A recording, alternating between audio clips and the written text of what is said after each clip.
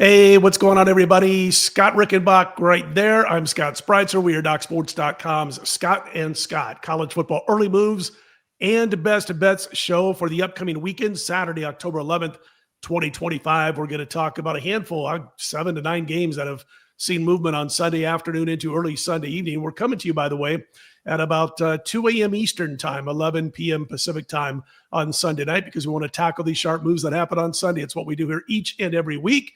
Wanted to mention, listen, we like the comments that come in from you guys. Even when you disagree with us, just give us a reason, right? Besides, I hate you both. No, I'm kidding. But we got a couple of comments, and I want to say thanks to those who did about doing an NFL early sharp move show. And so what we're going to do starting next week, which will be for the weekend of October 18th and 19th, we're going to mix NFL in with college. So there'll be some college football early line moves we'll talk about, some NFL early line moves that we'll talk about, again, still on Sunday nights as we take a look at those first sharp line moves from around the country and internationally. So, Scott, that'll be pretty cool. Also wanted to mention, everybody, if you're not yet a member over at DocSports.com, just want to give it a trial run, you can see what you do right there. You click on the link below the video, you get yourself set up for a free $60 account, and then you can use those free $60 on any daily packages over at DocSports.com. Let's get to it. And we're talking about a few games that have had line moves that we wanted to mention, but not necessarily going to spend a ton of time on those games. This would be one of them. I did want to mention that Navy at Temple. Navy has moved, as you can see there, folks, from 7.5 up to 9. The Middies jumped as much as 2 points with initial sharp action. 5-0 start to the season, but they've dropped 3 of the last 4 against the number. Temple, by the way, everybody, has covered 4 of 5. But Sharps are back in that road chalk as we speak, or at least going into Sunday night, Monday morning. Also a decent line move to mention. FAU at home to UAB, Florida Atlantic right now a 5-point favorite. That game opened 3.5. So the Owls getting some money over the Blazers. Kind of funny because last Saturday, or this past Saturday, everybody was hammering UAB throughout the course of the week for the most part, at least the guys I know, and I stayed away from it, and now they're going against UAB. Scott, let's talk about this one. It is Old Dominion at Marshall, and with the Monarchs looking pretty good. They were my 7-star on Saturday. I was real pleased with a 47-7 blowout win, but they opened 12.5 at Marshall. They're now up to 14, and I got to tell you, man, I just like this quarterback, this Joseph for ODU, because I mean, he could pick him up and put him down. He can run the football as well as anybody, and he can also he also takes care of the football. He doesn't make a lot of mistakes. Yes, absolutely, and great call on that, Scott. By the way, that's Thanks. A great call for a 7-star. And Old Dominion, yeah, they just keep crushing teams. I mean, since that loss to Indiana, 4 straight Monarchs wins by an average margin of 30 points per game. And now here they're catching a Marshall team that's off that gut-wrenching double OT loss to Louisiana. And they led that game by 14 in the fourth quarter. That is tough to come back from. So I think Old Dominion is going to be on the radar again this week as a possible play. Yeah, they're getting it early. I remember we talked about them last Sunday. They had moved from like 15 to 17. And by kickoff, it was 20.5. So that just kept going up and up and up. Next up, we got Northwestern at Penn State. This was an opening line of 22.5. Sharp money coming in on Northwestern in this one as it's down to 21. Scott, I'm just wondering, I mean, I've heard a lot of talk that they did let James Franklin back on the plane to Happy Valley when they left Pasadena. But, boy, just what a sluggish, lackluster performance. I mean, hats off to UCLA and young Neuheisel, the offensive coordinator. But obviously that had a lot to do with Penn State not being ready off of that loss they suffered a week prior. Yeah, I was really shocked at this one. As you know, Scott, I actually had that as embarrassingly as the best bet here that I gave out here on the video last week. But fortunately, with my premium picks, I did go 3-0 for the second straight Saturday, including hitting my top game. So, and hopefully we make up for that best bet here this week. But just want to mention on this one that it's understandable, you know, the loss to a high quality Oregon team, but then you have to bounce back. You have to respond. And for them to come out like that at UCLA, it's bad news here now hosting Northwestern. But the thing is here, I don't know if I trust Northwestern. They've got 2 losses by 20 points each. It's not easy to go to Beaver Stadium. And I think that Penn State is going to be much tougher this week. But I can understand where the guys are looking here that this line has already dropped, because it's hard to trust the Nittany Lions right now. Well, nice week by you, that 3-0 second straight in college. We both had nice weekends, and, you know, college was the thing that started it off again. But This is a game I'm going to stay away from in all likelihood, Scott, because Yes, you got to see where Penn State's mindset is. It might be one of those. It might be a good game for in game. We'll have to wait and see. But as far as before the game kicks off, making a wager, I don't want to back Northwestern in this stadium. right. And if Penn State's ticked off, if Franklin gets them into the right mindset, they can almost name the score if they're back on track. But interestingly enough, the top two teams in college football in the rankings before the season are both out of the top 25. I think Texas might have been in the latest AP top 25, but both of them obviously on the outside looking in now when it comes to the playoffs. But I'll take Alar over Arch Manning moving forward. So there you go. Yes. Pitt's at Florida State. Speaking of a two-loss team, they've lost 2 in a row, the Seminoles, and they are home to Pitt this week. This line open 8.5. It's as high as 10. Most books right now have Florida State 9.5. We talked about this game too last week, or not this game, but Florida State when they matched up against Miami. Miami was an early mover, and they had gone from 4.5 up to as high as 6. The game ends on 6. It kind of depends on when you got it, but significant favorite here, laying a 9.5, 10 points to Pitt, Scott. Yeah, and the fact is Florida State did not get rolling until the fourth quarter, and turnovers were hurting them in that game against Miami, but they ended up with a 28-14 first down edge, and surprisingly, and Pittsburgh's off a big win versus Boston College, but their 2 losses right before that, Louisville and West Virginia, they lost the first down battle by a combined 51-29. So I can see why this line is moving this way, and I think Florida State's going to respond. They're at home and off of a loss like that, they're going to be a strong play here, I think. I was at Wisconsin, the Badgers getting money, and none of it's been mine, folks. I'll tell you that much thus far. This is what happens to a program when a new coach comes in and tries to change the culture, tries to change their identity, I guess is the best word for it. And that's what's happened with the Badgers. Luke Fickell and company tried to change what this Badger team was all about, and they're struggling again. So he might be playing out the final season of his contract. We'll see. But Wisconsin has gone from a 4.5-point dog at home to the Iowa Hawkeyes down to a 3.5-point underdog.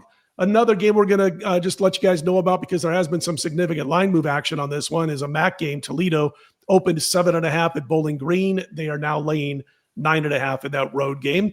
Here's a good one to talk about, Scott. Alabama's at Mizzou. The Tigers have gone from a 5-point dog to a 3.5-point dog as they're getting kind of the one-sided action here against the Tide. And same thing happened last week. Alabama and Vandy. Vandy got all that early action, knocking them down from like 12.5 to 10 last Sunday. And, if they can make a tackle, they cover the spread, but that didn't happen. And Alabama backers got the money in that one. Your thoughts on this one?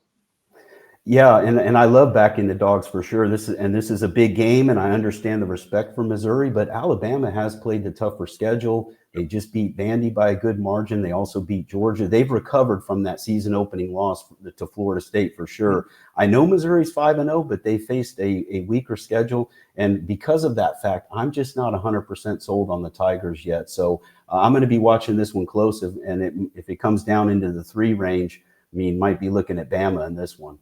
Scott, I believe it's the 109th ranked schedule when you talk about the Missouri Tigers thus far. And Alabama's been playing some really tough opponents. And a lot of times when those teams clash, you see where one team's been toughened up from that early season schedule. And the other one gets popped in the chops really for the first time and doesn't quite know how to recover. And that could happen here in this one.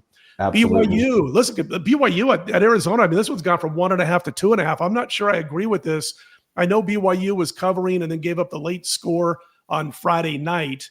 And then they almost broke a long one with about 30 seconds to go in the game and almost regained and had a front door cover in that game. But I wasn't overly impressed with them. But the sharp money has come in, even though the game's being played in Tucson, Arizona, not bad. BYU up to 2.5.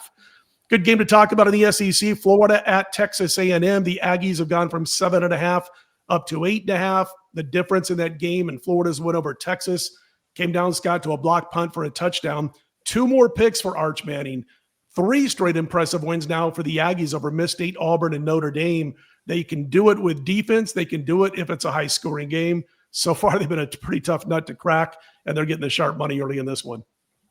Yeah, so I can understand it for sure, this move on the Aggies, 5-0 and rolling. And plus, a lot of people will look at, hey, Florida's off an upset win over Texas. So I do understand the move, but And College Station is not an easy place to play, but Gators have played a tough schedule. They're better than their record. So I don't know. This is one I'm approaching with caution here because I got respect for both programs right now, especially, I mean, Florida, when you look at statistically how they did in the game against UT. Again, I know UT has issues, but their defense, they've played teams like Ohio State. So give some credit to Florida. And I think this game could be very close to the number. What a nightmare of a schedule, man. It's like every week they're playing against a top 10 team and some national title contenders. Not easy to do.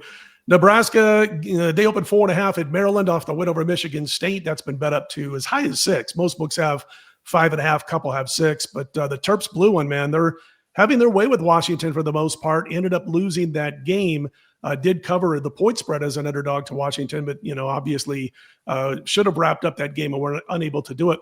I'll say real quickly about Nebraska. I spent my first 17 years in Omaha, so I'm still a Husker fan all these years later.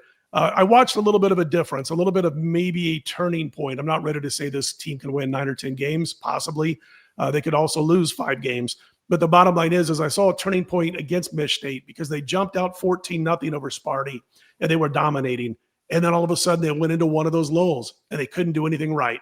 So they go from 14-0 at home in Lincoln, looking dominant, to trailing 21-14. Now, for the last decade, Nebraska would have folded tent right there and it would have been over with. But they kept fighting hard. They came back. They ended up winning by 11. Fell a little short of that closing line, but won 38-27. And to me, that's promise for those of us Big Red fans who've been looking for some promise for at least a decade now. Scott, Notre Dame getting action over NC State. I can't fault any sharps on this one. Notre Dame opened 21.5. They're up to 22.5. I mean, not an easy one over Boise, and it 28-7, and it wasn't as wide of a margin as that as far as the play on the field, but they got the win and won by 21 in that one. Big game in the Big Ten. Indiana travels to Eugene, going to take on the Oregon Ducks, and everybody, you see it there. Oregon opened a 10-point favorite. I've seen lines as low as 7.5 with Indiana, the underdog here, and most books showing 8, but 7.5 in some books, Scott. That's a 2.5-point drop from where it opened at about half the books. Yeah, I'm watching this one close and wondering if it's going to end up getting down to 7. Like you said, it's a huge game. Both teams are off bye weeks, and Indiana did have that massive win over Illinois. But last season, remember, Indiana had a soft schedule, had that great record. Then they got hammered at Ohio State and then lost to Notre Dame to finish off their season. I just don't know if the Hoosiers away from home can compete against a high quality team. So I respect Indiana, but the Ducks with home field and the better long-term track record in big games, this line seems about right, but I'm already leaning Oregon, especially after this move. So we'll see what this does during the week, but interesting matchup for sure. Big matchup. I made the number, before these numbers came out, I make mine a week in advance. So I made my numbers for this week's before Saturday, October 4th games were played. And Scott, I made it 9.5. So I'm right there at, 10. And if we do get that number to drop to 7, I might be coming in with a play here on the Ducks if we can get it down to 7. I don't know if it'll get that far, but pretty significant move out of the blocks. Yes. Georgia and Auburn doing battle at Auburn. This one opened the Tigers 4.5. It's down to, opened Georgia 4.5. It's down to 3.5 as the early money came in on the Auburn Tigers. Should be a defensive game, I would think, Scott. 2 games against talented defenses. Saw Auburn lose just 16-10 to A&M, 24-17 to defensively sound Oklahoma. I don't know, man. This looks like a solid defensive game on the horizon. Your thoughts on this one? Yeah, absolutely should be a great game. And I know Auburn's only 3-2, but those 2 losses, they were both on the road too at OU and A&M. Now, the thing is, they looked pretty good statistically against OU, but the stats against the Aggies were not impressive. I think the key here, though, is the Tigers, being at home. And but this is a really tough matchup for me. Auburn did lose by 18 at Georgia last season, so this is, of course, revenge. But they actually were only outgained by 44 yards in that game, so that final score was a little bit deceiving. Like you said, this could be a real slugfest, a tight, low-scoring game. So the points do look appealing here, at least early on, but it's hard to go against Georgia. Absolutely. Well, Scott he gets his early value best bet ready, and I have mine also. A real quick note again, you can find all of our plays, both of ours, over at DocSports.com on our individual home pages. And of course, don't forget to use that $60 free account. Again, and the link is below the video if you're not yet a member at DocSports.com. And let's get to it. Scott, kick things off. early value best bet for October 11th? Well, you touched on this game just briefly, but we talked about the Notre Dame matchup, and that's the one I'm actually looking at.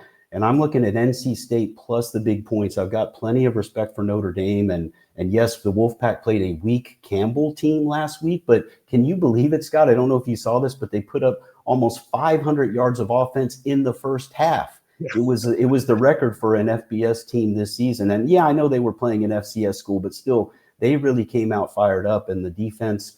After getting embarrassed the prior week with poor tackling and stuff, they really focused on the fundamentals. I think they're going to carry some of that into this week. And the beauty of a big line like this at 22.5 right now is that NC State has a solid offense, so they can get a backdoor cover if needed. But I think Notre Dame wins this one by about 2 touchdowns, and that's why I like the big points here, at least for early value here with this one now up to 22.5. I like it. Any long drive by Notre Dame that comes up empty or any kind of turnover along the way, and NC State's got the offense that can make you pay for it. I'm going to try to make it 4-0 since we started doing these shows with these early value best bets, Scott. I'm going to go back to Old Dominion. And at 14, I like him here at Marshall, even though it's moved up about 1.5 or so. Nice revenge spot. Not that I'm big on revenge, but we saw him take out CCU, Coastal Carolina, last week with revenge on their mind, and they blew them out. But they lost 42-35 last year to Marshall. And if not for a -2 turnover margin, Marshall probably doesn't win that game. They had the +2, Old Dominion -2. Colton Joseph, I mentioned him a little bit earlier, legit dual threat. I mean, this guy has run for 433 yards on 8.3 yards per carry, and he's also got 12 touchdown passes and only 1 pick since the loss to the Hoosiers. And again, they played well against Indiana. They held that juggernaut offense to 27 points in that loss. So ODU loaded at the skill positions. I do think they get their revenge, and Old Dominion is my early value best bet. Folks, again, don't forget next Sunday night into Monday, and these videos are up all week long, we'll be doing a combined show of college football early value best bets and moves along with the NFL. We're really looking forward to that. We're doing that because you guys made the comment, made the suggestion, and we really do appreciate it. I thought, yeah, we should be doing that. We should combine the two. So listen, Scott, I hope you have a super week. We'll be talking throughout the week. Check out his plays each and every day of the week, all the free videos, all the comp videos from the guys, and be sure to subscribe because when you do, you won't miss any of those comp videos. For Scott Rickenbach, I'm Scott Spreitzer. Let's put him in the win column, everybody. Talk to you throughout the week.